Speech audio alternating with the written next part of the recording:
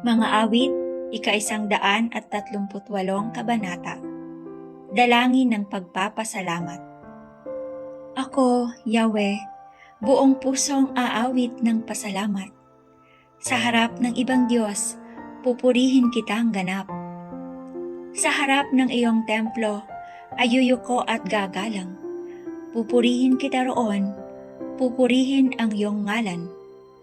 Dahilan sa pag-ibig mo at sa iyong katapatan, ikaw ay tunay na dakila, pati iyong kautusan. Noong ako ay tumawag, tinanggap ko ang tugon mo. Sa lakas mong itinulong, ay lumakas agad ako. Dahilan sa pangako mong narinig ng mga hari. Pupurihin ka ng lahat at ikaw ay ipagbubunyi.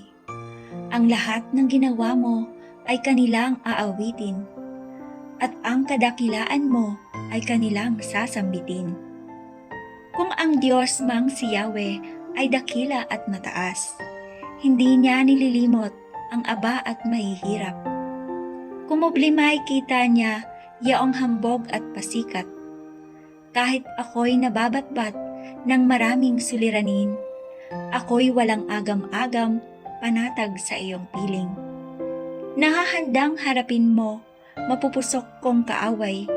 Ligtas ako sa piling mo, sa lakas na iyong taglay. Yaong mga pangako mo ay handa mong tupding lahat.